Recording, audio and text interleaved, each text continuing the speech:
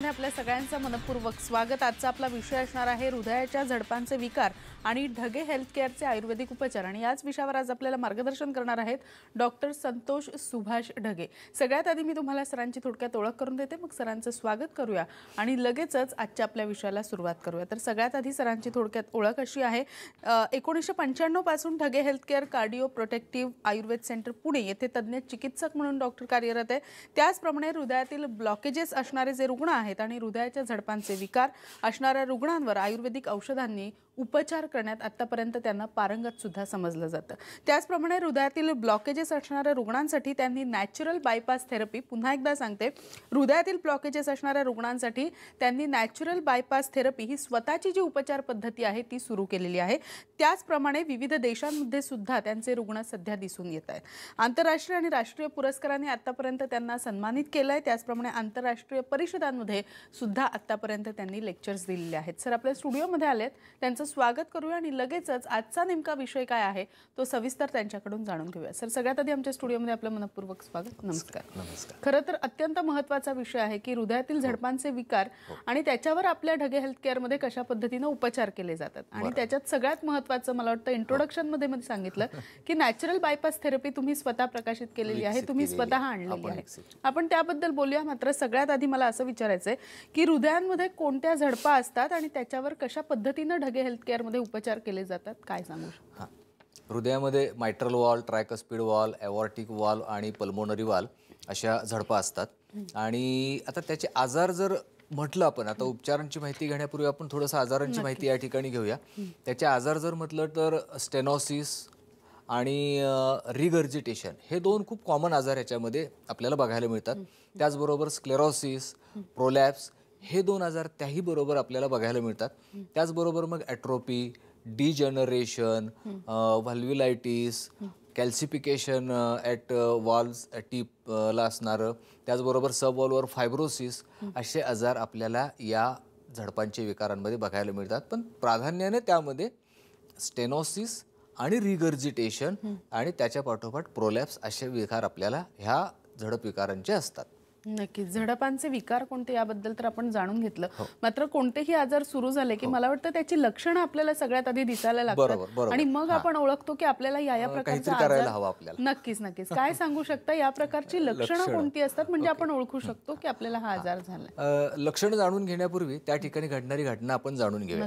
कोणत्याही झडपेचा कोणताही आजार जरी असला तरी एक घटना अशी घडते की हृदयाकडून संपूर्ण शरीराकडचा जो रक्तपुरवठा आहे तो कमी प्रमाणामध्ये व्हायला लागतो आणि मग काही लक्षणे या ठिकाणी दिसायला लागतात। त्यामध्ये मग थोडंसं अंतर चालल्यानंतर धाप लागणं, छाती गच्च होणं, छाती भरून येणं, छातीमध्ये दुखणं, श्वासोश्वासाला त्रास होणं, difficulty in breathing, shortness in breathing, त्याचबरोबर डोळ्यापुढं अंधारी येणं, डोकं दुखणं, त्याचबरोबर चक्कर येणं, ही साधारण लक्षणं आपल्याला या ठिकाणी बघायला मिळतात। त्याचबरोबर एकदा ऑपरेशन झाल्यानंतर मग काही रुग्णांमध्ये सूज येणं, संपूर्ण अंगाला सूज येणं, पायावरती सूज येणं, ही लक्षण सुद्धा त्याच्यामध्ये आपल्याला बघायला मिळतं। त्याचबरोबर हार्ट रेट बऱ्याच वेळेला या रुग्णांचा वाढलेला असतो, ब्लड प्रेशर ह्या रुग्णांचं बऱ्याच वेळेला वाढलेलं असतं। त्याचबरोबर कोरडा खोकला काही रुग्णांमध्ये आपल्याला बघायला मिळतो। आता ही सगळीच्या सगळी लक्षणं प्रत्येक रुग्णामध्ये असतातच असं नाही, तर प्रत्येक रुग्णानुसार लक्षणं आणि लक्षणांची तीव्रता ही वेगवेगळी राहते। म्हणजे काय तर एखाद्या रुग्णाला शब्दशः 2 पावलं चालल्यानंतर त्रास होतो, एखाद्या रुग्णाला एक 50 पावलं चालल्यावर त्रास होतो, एखाद्या रुग्णाला 500 पावलं चालल्यावर त्रास होतो, एखाद्या रुग्णाला सरळ रस्त्यावर चालत असताना त्रास होत नाही पण रस्त्यावरती हलकासा चढ सुरू झाला की त्या रुग्णाला त्रास व्हायला लागतो, एखाद्या रुग्णाला 2 पायऱ्या चढल्यावर त्रास होतो, एखाद्या रुग्णाला 10 पायऱ्या चढल्यावर त्रास होतो, एखाद्या रुग्णाला एखादा दुसरा जिना चढल्यावरती त्रास होतो। म्हणजे प्रत्येक रुग्णानुसार लक्षणं आणि लक्षणांची तीव्रता ही आपल्याला वेगवेगळी बघायला मिळते। नक्कीच। मला वाटतं विकार कोणते आहेत झडपांचे, त्याचबरोबर याची लक्षणं प्राथमिक काय आहेत याबद्दल आपण जाणून घेतलं। मात्र त्याचबरोबर मला विचारायचंय की यासाठी लागणाऱ्या तपासण्या कोणत्या आहेत, त्या सुद्धा खूप आवश्यक असतात, तर काय सांगू शकता तपासण्या काय आहेत? आता याच्यामध्ये 2D इको आणि TEE अशा 2 तपासण्या अतिशय महत्त्वाच्या केल्या जातात। त्यापैकी कॉमनली केली जाणारी तपासणी म्हणजे 2D इको। आता सगळ्यात पहिल्यांदा ह्या तपासण्या करतं कोण, तर MBBS झाल्यानंतर ज्यांनी कार्डिओलॉजीमध्ये सुपर स्पेशालिटी केलेली आहे असे MD कार्डिओलॉजिस्ट, DM कार्डिओलॉजिस्ट किंवा DNB कार्डिओलॉजिस्ट लोक ही तपासणी करत असतात किंवा दोन्ही तपासण्या करत असतात. आता याच्यामध्ये आपल्याला समजतं काय, तर कोणत्या झडपेचा कोणता आजार आहे हे समजतं. त्याचबरोबर आपल्याला आजाराची सिव्हिअरिटी समजते, म्हणजे तो आजार माइल्ड आहे, मॉडरेट आहे की सिव्हिअर आहे. त्याचबरोबर आपल्याला त्या आजाराचे अनेक पॅरामीटर्स आपल्याला या ठिकाणी बघायला मिळतात, की जे पॅरामीटर्स आपल्याला उपचाराची दिशा ठरवण्यासाठी उपयोगाचे असतात. म्हणजे आता हा पेशंट एखादा मेडिकल मॅनेजमेंटवर ठेवायचा की त्याची सर्जरी करायचं, हे सगळा हा जो डिसिजन असतो हा त्या पॅरामीटरवर महत्त्वाचा असतो. मग ह्या पॅरामीटरमध्ये मग काय येतं बघायचं असतं, तर प्रत्येक वॉलच्या ठिकाणी एक एरिया असतो, तो स्क्वेअर सेंटीमीटरमध्ये आपल्याला बघता येतो. त्याचबरोबर प्रत्येक वॉलच्या ठिकाणी एक ग्रॅडियंट असतं, पीक ग्रॅडियंट, मीन ग्रॅडियंट, ते आपल्याला बघता येतं. त्याचबरोबर left ventricular internal dimension at the time of diastolic, left ventricular internal dimension at the time of systolic, left ventricular posterior wall thickness at the time of diastolic, at the time of systolic, LVEF, left ॲट्रियमचं dimension, left व्हेंट्रिकलचे dimensions, इतक्या गोष्टी आपल्याला ह्या 2D इकोमध्ये समजत असतात. इतके parameters आपल्याला हे बघायचे असतात आणि मग आपण त्या ठिकाणी डिसिजन घेत असतो की हा पेशंट मेडिकल मॅनेजमेंटवर ठेवायचा की सर्जरी करायची. आणि या सगळ्या दृष्टीनं 2D इको आणि आवश्यकता वाटली तर TEE ह्या 2 तपासण्या ह्या अतिशय महत्त्वाच्या असतात. नक्कीच. मला वाटतं 2D इकोबद्दल सुद्धा आपल्याला या कार्यक्रमामध्ये सविस्तर जाणून घ्यायचं आहे. मात्र त्याआधी मला तुम्हाला असं विचारायचं आहे की या सगळ्यांवर सुद्धा आपल्या ढगे हेल्थ केअरमध्ये अगदी सक्सेसफुली उपचार केले जातात. नक्कीच. तर ते उपचार रुग्णांना कसे फायदेशीर ठरतायत, मला वाटतं हे आपल्या प्रेक्षकांना कळणं खूप गरजेचं आहे. काय हो, बरोबर. आता रुग्णांना फायदा होतो आहे की नाही, किंवा ढगे हेल्थ केअरमध्ये दिल्या जाणाऱ्या झडप विकारांवरच्या ह्या उपचारांचा रुग्णांना लाभ होतो आहे की नाही, ह्या 2च व्यक्ती सांगू शकतात. ढगे हेल्थ केअर सुद्धा सांगत नाही. ह्या 2 व्यक्ती म्हणजे काय, कोण, तर एक म्हणजे प्रत्यक्ष तो रुग्ण, साक्षात तो रुग्ण, कारण बरं वाटतंय की नाही हे तो रुग्णच सांगणार असतो. आणि दुसरं म्हणजे कार्डिओलॉजिस्ट, कारण रिपोर्ट 2D इको हा रिपोर्ट साक्षात कार्डिओलॉजिस्ट करत असतात. त्याच्यामुळे ढगे हेल्थ केअरमध्ये दिल्या जाणाऱ्या उपचारांचा लाभ होतो आहे की नाही हे तो साक्षात रुग्ण आणि कार्डिओलॉजिस्ट हे 2 व्यक्ती ठरवत असतात. आता या संदर्भामध्ये मेडिकल सायन्स काय म्हणतं, मेडिकल सायन्सचे काही क्रायटेरिया आहेत का, रिसर्चचे काही क्रायटेरिया आहेत का, हे आपण या ठिकाणी जाणून घ्या. उपचार मग ढगे हेल्थ केअरचे असू देत, आयुर्वेदाचे असू देत, ॲलोपॅथीचे असू देत, होमिओपॅथीचे असू देत, इंडिव्हिज्युअल असू देत किंवा एखाद्या इन्स्टिट्यूट लेवलचे असू देत, त्या उपचाराचा लाभ होतो आहे की नाही हे ठरवण्यासाठी मेडिकल सायन्सची काही गोल्ड स्टँडर्ड्स आहेत, रिसर्चची काही गोल्ड स्टँडर्ड्स आहेत. ते म्हणजे 2 गोष्टी असतात, एक म्हणजे पेशंटमधली इम्प्रूव्हमेंट आणि दुसरं रिपोर्टमधली इम्प्रूव्हमेंट. आता पेशंटमधली इम्प्रूव्हमेंट म्हणजे काय, तर आपण असं करूया की एका रुग्णाचं उदाहरणच आपण या ठिकाणी घेऊ आणि मग ही गोष्ट आपल्या लक्षात येईल. एक रघुनाथ नावाचा रुग्ण ढगे हेल्थ केअरमध्ये उपचारासाठी आलेला होता. आता ह्या रुग्णाचा त्रास काय होत होता, तर सिव्हिअर एऑर्टिक रिगर्जिटेशन होतं, त्याचबरोबर सिव्हिअर एऑर्टिक स्टेनोसिस होतं, माइल्ड मायट्रल रिगर्जिटेशन होतं, मॉडरेट ट्रायकस्पिड रिगर्जिटेशन होतं. म्हणजे हृदयाच्या जवळजवळ 2 ते 3 झडपांना प्रॉब्लेम होता. एका झडपेला सिव्हिअर प्रॉब्लेम होता, एका झडपेला मॉडरेट प्रॉब्लेम होता, एका झडपेला माइल्ड प्रॉब्लेम होता. आता या रुग्णाला त्रास काय होत होता, तर शब्दशः 50 पावलं चालल्यानंतर छाती गच्च होणं, छाती भरून येणं, छातीमध्ये दुखणं, डोळ्यासमोर अंधारी येणं ही लक्षणे या रुग्णामध्ये होती. आता रुग्णाला उपयोग होतो आहे की नाही हे बघण्यासाठी मेडिकल सायन्सनं पेशंटमधले इम्प्रूव्हमेंट ज्या सांगितल्या त्याच्या 3 गोष्टी सांगितलेल्या आहेत. एक म्हणजे सिम्प्टोमॅटिकल इम्प्रूव्हमेंट, दुसरं क्लिनिकल इम्प्रूव्हमेंट आणि तिसरं आहे फिजिकल इम्प्रूव्हमेंट.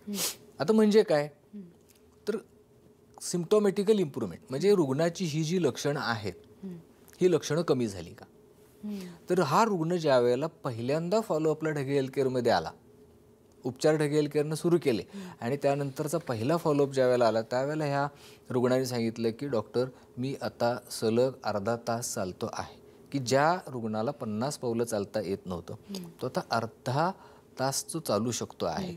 याचा अर्थ पेशंट सिम्प्टोमॅटिकल इम्प्रूव्ह झाला, त्याची सिम्पटम्स कमी झाली. त्याचबरोबर क्लिनिकल इम्प्रूव्हमेंट म्हणजे काय, तर ह्या रुग्णाचा हार्ट रेट हा 120 पर मिनिट होता, म्हणजे खूपच जास्त होता. नॉर्मल हार्ट रेट हा आपला 3.72 असतो आणि नॉर्मल रेंज म्हटली तर 70 ते 80 ही नॉर्मल रेंज असते. आणि मग ह्या रुग्णाला पहिल्या फॉलोअपला त्याचा हार्ट रेट झाला 76च्या आसपास, म्हणजे 70 ते 80 असा नॉर्मल झाला. म्हणजे पेशंट क्लिनिकली इम्प्रूव्ह झाला. आता 50 पावलं चालणं हा काही क्रायटेरिया होत नाही. आता तो अर्धा तास चालतो आहे याचा अर्थ रुग्ण फिजिकली सुद्धा इम्प्रूव्ह झाला. म्हणजे मेडिकल सायन्सचा जो पहिला क्रायटेरिया आहे पेशंटमधल्या इम्प्रूव्हमेंट्स, त्याच्यामध्ये हा रुग्णाच्या इम्प्रूव्हमेंट्स आपल्याला बघायला मिळाल्या. आता हा रुग्णाचा पहिलाच फॉलोअप असल्यामुळे या ठिकाणी या रुग्णामध्ये आपण अजून 2D इको रिपीट केलेला नाही आहे. तर पहिला जो क्रायटेरिया आहे पेशंटमधल्या इम्प्रूव्हमेंट्स, तर अशा पद्धतीने आपल्याला बघायला मिळतं. नक्कीच. मला वाटतं हा 2D इको ज्याबद्दल आपण वारंवार बोलतोय की अशा विकारांमध्ये 2D इको तुम्ही करायला सांगत असता. 2D इको खरं तर समजणं खूप अवघड आहे. म्हणजे ज्या भाषेत आपण समजवताय त्या क्लिनिकली भाषेत समजणं ऍक्च्युली सामान्य प्रेक्षकांना खूप अवघड आहे. अगदी मला वाटतं 2D इकोचं थोडक्यात काय वर्णन करू शकता तुम्ही सोप्या भाषेत? ओके, आपण असं करूया की 2D इको हा विषय खरंच समजायला खूप किचकट आहे. आपल्याला एक 2-3 उदाहरणं आपल्याला या ठिकाणी द्यावी लागतील व उपचारापूर्वीचा रिपोर्ट कसा होता आणि उपचार झाल्यानंतरचा रिपोर्ट कसा आहे. नक्कीच. मला वाटतं 2D इको म्हणजे नेमकं काय आणि उपचारापूर्वी आणि उपचारानंतर म्हणजे ढगे हेल्थ केअर मध्ये येऊन गेल्यानंतर त्या पेशंटमध्ये काय फरक पडलेला आहे हे आपण जाणून घेऊया. मात्र एका छोट्याशा विश्रांतीची वेळ झाली आहे. लगेचच भेटूया. कुठेही जाऊ नका. पाहत राहा डॉक्टर. सगळ्यांचं पुन्हा एकदा स्वागत. आजचा आपला विषय आहे हृदयाच्या झडपांचे विकार आणि ढगे हेल्थ केअरचे आयुर्वेदिक उपचार आणि याच विषयावर आपल्याला मार्गदर्शन करतायत डॉक्टर संतोष ढगे. लगेच चर्चेला सुरुवात करूया. सर, ब्रेकवर जाण्यापूर्वी ज्या पद्धतीनं मी म्हटलं की 2D इको आपण वारंवार बोलतोय, मात्र सामान्य प्रेक्षकांना मला वाटतं 2D इको म्हणजे नेमकं काय किंवा ज्याला त्रास आहे तो 2D इको करून तर तुमच्याकडे येतो, मात्र ढगे हेल्थ केअर मध्ये आल्यानंतर त्याच्यात काय फरक पडतो हे सुद्धा रिपोर्टमध्ये काय बदल झाले आपण नक्कीच बघूया. कारण त्याचे मागासपासून मी खूप जडजड शब्द वापरतो, त्याचे पॅरामीटर्स आणि ते सगळं. तर एक 2-3 उदाहरण आपण या ठिकाणी बघूया. एक चव्हाण नावाचा रुग्ण ढगे हेल्थ केअरमध्ये उपचारासाठी आलेला होता. आता याचा रिपोर्ट असा आहे की सिव्हिअर मायट्रल रिस्टेनोसिस. आता रिस्टेनोसिस म्हणजे काय, तर एकदा ऑपरेशन झाल्यानंतर पुन्हा त्या ठिकाणी स्टेनोसिस डेव्हलप होणं किंवा पुन्हा नव्यानं त्या ठिकाणी आजार उत्पन्न होणं, या गोष्टीला रिस्टेनोसिस असं म्हणतात. या रुग्णाचं एकदा झडपेचं ऑपरेशन झालेलं होतं, ते रिपोर्टमध्ये आपल्याला स्पष्ट दिसतं आहे. आणि त्यामुळे रिपोर्ट असा होता की सिव्हिअर मायट्रल रिस्टेनोसिस. त्या रुग्णाचा मायट्रल वॉल एरिया स्टेनोसिस असल्यामुळे तो एरिया खूप कमी झाला होता. तो एरिया होता 0.8 स्क्वेअर सेंटीमीटर, बरोबर. आणि मग ह्या रुग्णाला त्रास काय होत होते. हा रुग्ण ढगे हेल्थ केअरमध्ये उपचारासाठी आला. या रुग्णाला शब्दशः 10 पावलं चालल्यानंतर छाती भरून येणं, छाती गच्च होणं, डोळ्यापुढं अंधारी येणं, श्वासोश्वासाला त्रास होणं, घाम खूप येणं, छातीमध्ये धडधडणं, अशा प्रकारच्या ह्या रुग्णाला तक्रारी होत्या. त्याचबरोबर मगाशी मी अगदी सुरुवातीला म्हटलं होतं की ऑपरेशन झाल्यानंतर काही रुग्णांमध्ये सूज संपूर्ण अंगावरती आणि पायावरती बघायला मिळते. तशी ह्या रुग्णामध्ये सुद्धा पायावरती अंगावरती सूज बऱ्याच प्रमाणामध्ये होते आणि त्याच्यामुळे कार्डिओलॉजिस्टनी या रुग्णाला दिवसभरामध्ये म्हणजे 24 तासामध्ये फक्त 800 मिली पाणी घ्यायला परवानगी दिलेली होती.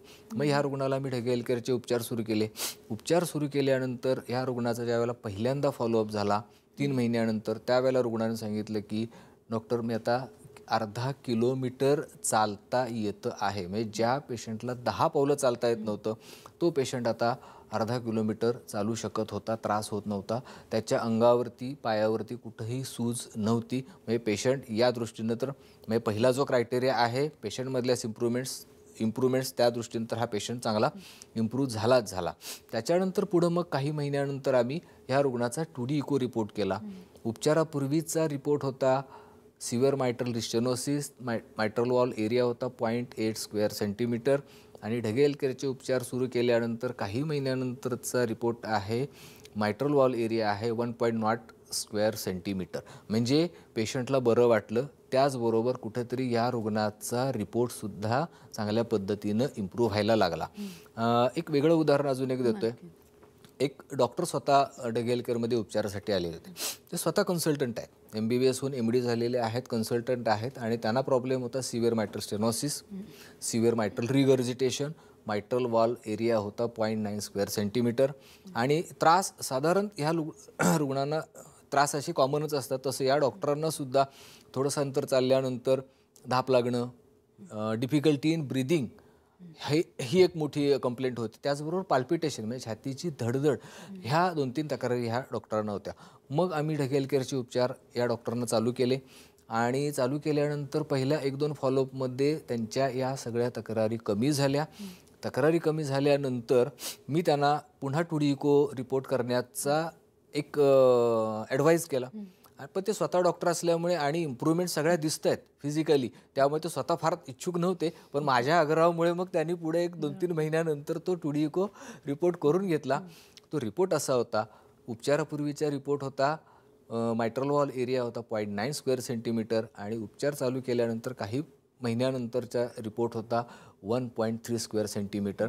त्याचबरोबर सिव्हिअर मायट्रल रिगर्जिटेशन जे होतं ते या ठिकाणी माइल्ड मायट्रल रिगर्जिटेशन झालं. आता यानंतर डॉक्टरांनी जी ते स्वतः कन्सल्टंट असणाऱ्या डॉक्टरांनी दिलेली प्रतिक्रिया ही खूप ह्या ठिकाणी महत्त्वाची होती, की जर औषधांनी त्या ठिकाणचं स्टेनॉसिस कमी होत असेल, स्टेनॉसिस कमी झाल्यामुळे त्या ठिकाणचा एरिया चांगल्या पद्धतीनं वाढत असेल, रिगर्जिटेशनसुद्धा कमी होत असेल, तर याच्यापेक्षा दुसरी आनंददायी आणि चांगली गोष्ट असू शकत नाही. ही त्या डॉक्टरांनीच दिलेली प्रतिक्रिया ढगे हेल्थ केअरसाठी, ढगे हेल्थ केअरमध्ये उपचार करणाऱ्या हृदयविकाराचे जे रुग्ण आहेत, झडपांचे जे रुग्ण आहेत, यांच्यासाठी एक प्रेरणादायी प्रतिक्रिया आहे असं म्हणायला नक्कीच हरकत नाही. आता हा एरिया किती वाढू शकतो? एक उदाहरण फक्त देतो. एक कुलकर्णी नावाचा रुग्ण ढगे हेल्थ केअरमध्ये उपचारासाठी आलेला होता. त्याचा मायट्रल वॉल एरिया होता 1.1 स्क्वेअर सेंटीमीटर, की जो खूप कमी होता. आजार होता सिव्हिअर मायट्रल स्टेनोसिस आणि तक्रारी साधारण या पद्धतीच्या धाप लागणं, छातीमध्ये दुखणं वगैरे साधारण अशा तक्रारी ह्या रुग्णांमध्ये आपल्याला बघायला मिळतात. त्या तक्रारी याही रुग्णाला होत्या. मग हळूहळू उपचार सुरू केल्यानंतर रुग्णाला बरं वाटायला लागलं आणि काही महिन्यानंतर ज्या वेळेला पुन्हा आम्ही टुडिको रिपोर्ट केला त्यावेळेला तो एरिया होता 1.7 स्क्वेअर सेंटीमीटर. म्हणजे तो खूप चांगल्या पद्धतीनं वाढलेला होता. त्याचबरोबर या रुग्णामध्ये उपचारापूर्वी लेफ्ट ॲट्रियमचा आकार वाढलेला होता. लेफ्ट ॲट्रियमचा आकार होता 6.6 × 4 सेंटीमीटर आणि त्या ठिकाणी डायलेटेड असं रिपोर्टमध्ये होते. आता मेडिकल सायन्समध्ये हृदयाच्या एखाद्या कप्प्याचा आकार वाढणं ही खरं तर गंभीर समस्या समजली जाते. पण आपल्या उपचार चालू केल्यानंतरचा जो रिपोर्ट आला त्याच्यामध्ये तो कप्प्याचा आकार जो आहे तो कमी आला होता. तो आता 5.7 × 4 सेंटीमीटर असा त्याचा डायमीटर आलेला होता. मला वाटतं हे टुडिको बद्दल तर आपण जाणून घेतलं, वेगवेगळी उदाहरणं सुद्धा त्याच्या संदर्भात जाणून घेतली, दोघांमधली तफावत सुद्धा आपण पाहिली. मला वाटतं हार्ट रेट बद्दल सुद्धा आपण बोलतोय, म्हणजे नेमकं काय ते तुमच्याकडनं जाणून घ्यायचंय. मात्र पुन्हा एकदा एका छोट्याशा विश्रांतीची वेळ झाली आहे. लगेचच भेटतो, कुठेही जाऊ नका, पाहत राहा टॉक टाइम.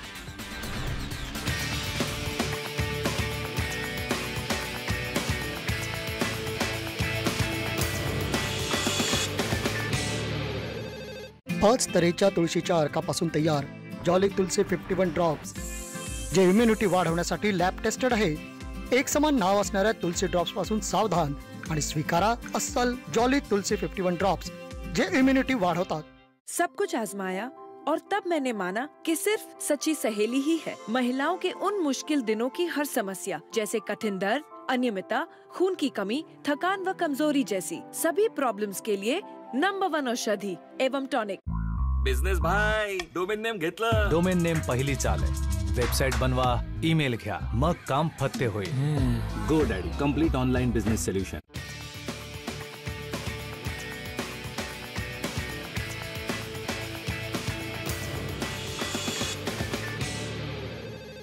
टॉक टाईममध्ये आपल्या सगळ्यांचं पुन्हा एकदा स्वागत. आजचा आपला विषय आहे हृदयांच्या झडपांचे विकार आणि ढगे हेल्थ केअरचे आयुर्वेदिक उपचार, आणि याच विषयावर आपल्याला मार्गदर्शन करतायत डॉक्टर संतोष ढगे. लगेचच चर्चेला सुरुवात करूया. सर, ब्रेकवर जाण्यापूर्वी टुडिको म्हणजे नेमकं काय, किंवा तुमच्याकडे आल्यानंतर काय फरक पडू शकतो हे आपण उदाहरणासहित जाणून घेतलं. हार्ट रेट बद्दल सुद्धा आपण सारखं बोलतोय, तर हार्ट रेट कमी जास्त होणं म्हणजे नेमकं काय, याबद्दल काय सांगू शकता? आता विशेषतः हृदयाच्या झडपांचे जे विकाराचे रुग्ण आहेत त्यांच्यामध्ये जनरली हार्ट रेट आपल्याला वाढलेला बघायला मिळतो.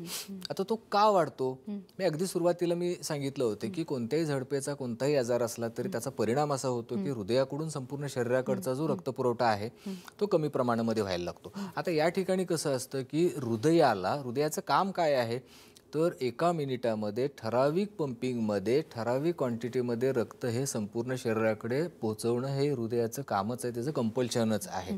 कारण शरीरातल्या प्रत्येक टिश्यूला कार्यरत राहण्यासाठी किंबहुना जिवंत राहण्यासाठी ऑक्सिजनयुक्त रक्ताची आवश्यकता असते. आता ह्या झडप विकारांमध्ये काय होतं की हृदयाकडून संपूर्ण शरीराकडचा रक्तपुरवठा कमी व्हायला लागतो. तो कमी झाला की संपूर्ण शरीराकडून शुद्ध ऑक्सिजनयुक्त रक्ताची डिमांड वाढते. ती डिमांड वाढल्यानंतर आपले जे ब्रेन आहे, हेड मास्टर जे आहेत, ते हृदयाला ऑर्डर सोडतात, साहेब असला आळशीपणा चालणार नाही, तुमचं काम वाढवा. हृदयाला काम वाढवावं लागतं. हे काम वाढणं, यालाच हार्ट रेट वाढणं असं म्हणतात. आता बऱ्याच रुग्णांमध्ये आपण सगळी आत्ताची उदाहरणं घेतली, सगळ्या रुग्णांमध्ये हार्ट रेट वाढलेलाच होता.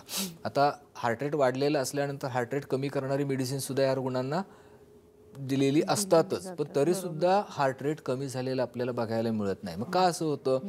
होतं काय की समजा बिघाड या ठिकाणी झालेला आहे, त्याची रिफ्लेक्शन आपल्याला या ठिकाणी दिसत आहेत आणि उपाययोजना सुद्धा आपण या ठिकाणी करतोय. खरं तर बिघाड इथे झालेला आहे. म्हणजे आग रामेश्वरी बंब सोमेश्वरी असं काहीतरी चित्र या ठिकाणी आपल्याला बघायला मिळतं.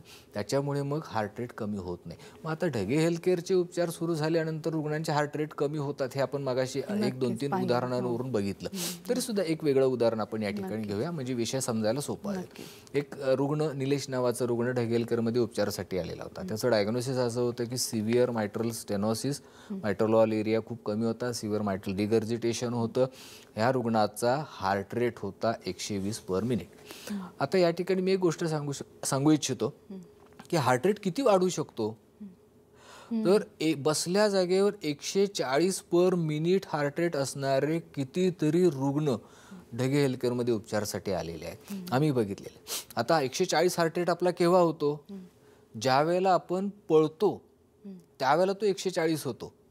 नॉर्मल हार्ट रेट हा आपला पिन पॉईंट म्हटलं तर 72 असतो, पण सामान्य हार्ट रेट हा 70 ते 80 ह्या दरम्यान समजला जातो. आणि 140 म्हणजे ऑलमोस्ट डबल झालेला असतो. मग 140 हार्ट रेट जर बसल्या बसल्या असेल तर तो पुढे चालूच शकणार नाही. तसं या रुग्णाचा हार्ट रेट होता 120 पर मिनिट.